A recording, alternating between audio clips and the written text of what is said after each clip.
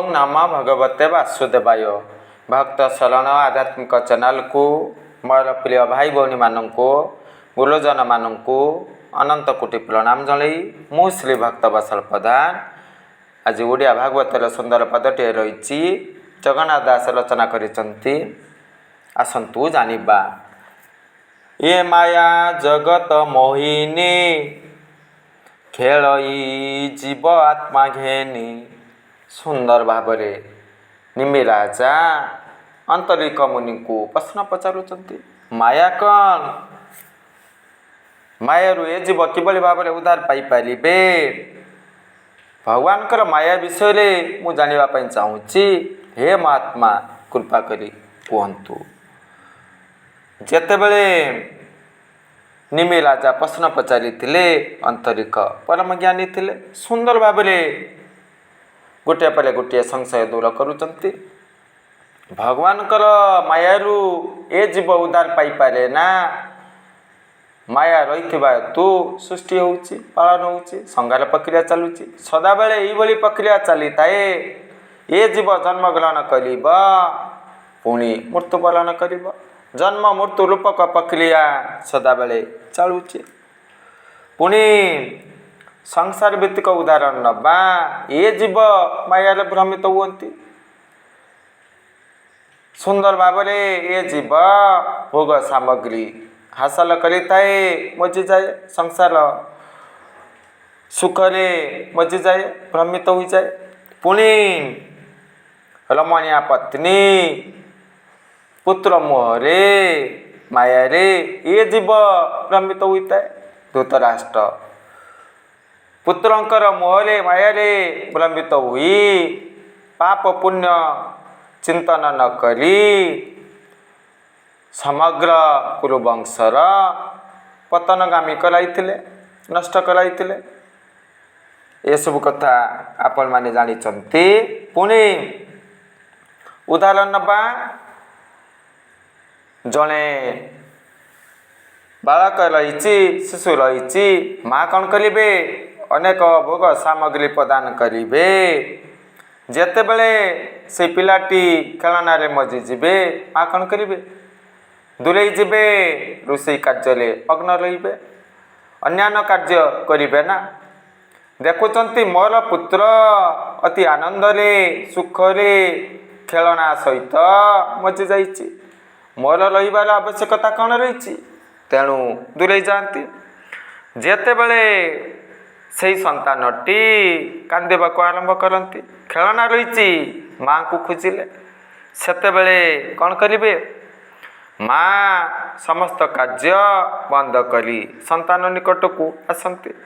ठीक सही भली भाव में भगवान माया माध्यम आम मान को परीक्षा करिथांती। मु माया सृष्टि करिछि भोग सामग्री प्रदान करिछि सुख ऐश्वर्य प्रदान करिछि ये सब पाई जीव मते भूली जाइछि कि मने पकईछि मते खोजुछि कि खोजु नहीं। जेतेबेले ए जीव ईश्वरमुखी हो जाए संसारमुखी हुए ना ईश्वर को खोजी थाए ईश्वर कथा श्रवण करी थाए चिंतन करी थाए मन संयोग करी थाए भगवान कौन करिबे से व्यक्ति को से जीव को मायारू उद्धार करती। जो माने ईश्वर को बोली जाए संसार मुखी हुअन्ति संसार सुख ऐश्वर्य बुड़ी रहती भगवान कौन करिबे अरे ये जीव मोर माया रे मुई तो होइगला। तेणु मायार उद्धार हो पार कि कदापि मायार उद्धार हो पार नहीं। पुनि जन्म मृत्यु रूपक चक्र रे सदा बेले पड़ती। वास्तव में भगवान कर मायारू ए जीव कदापि उद्धार पाई पारे ना। देखंतु से महादेव से मध्य भगवान कर मोहिनी रूप देखी मायारे भ्रमित हो गले हेले तो स्खलन होइतिला। ए सब कथा आपण माने भल भाव में जानिचंती। पुणी असुरगण भगवान कर सही मोहिनी रूप को देखी भ्रमित हो गले। विधाता भ्रमित हो गले शंकर भ्रमित होइगले। नारद मुनि भगवान को माया मोहित होइगले।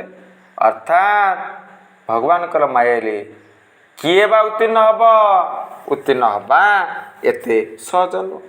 जो माने ईश्वर ठारे भाव भक्ति रखती, ईश्वर शरणागामी हुअन्ति, ईश्वर को सब किछि समर्पण करती,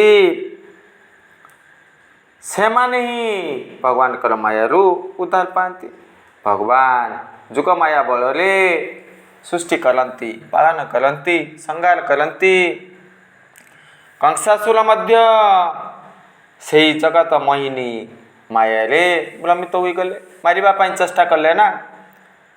स्वर्ण मार्गरे उड़ी कहले, रे मूर्ख कंस, मते तू कौन मारिबू? तते मारिबा पाई गोपपुर रे परम ब्रह्म श्रीकृष्ण धरापृष्ठ को आगमन कर सारी। निश्चित भाव तू मरिबू, तू मरिबू, ये सब कथा कही। संसारी मानक पई द्रव्य आनंदर उत्स, रमणीया नारी, भोग सामग्री। भगवान तांकर खेलना कौन? आत्मा। आत्मा रूपक खेलना रे भगवान खेलती। अर्थात भगवान कर गोटे आत्मा रु चराचर जगत सृष्टि होता है। से आत्मा रूप रे भगवान खेली थांती। आत्मा सदा बेले परमात्मा को खोजी थाए, मिलन प्रक्रिया चली थाए, मिसिबा पई चेष्टा करि थाए। देखंतु संसारी पाखरे सब किछि रहउछि, तथापि सुख अनुभव करू नाही। कोन पई? सदा बेले दुख रे रहउछि। कोन पई? काईकि ना शरीर शरीर मध्य रे पार्थक्य रही। शरीर सुख भोग ऐश्वर्य ये सबू खोजी थाए, मजी रही थाए। शरीर ये सबू चाहे ना। शरीर कौन चाहिए? माया धर्म को चाहिए। मायार उद्धार पाइबा को हेले माया धरंकर आश्रय नवा उचित। निश्चित भाव ए जीव भव सागर मायारू उद्धार पाई परिबा। यही सब शिक्षा हासिल कलु। जय जगन्नाथ।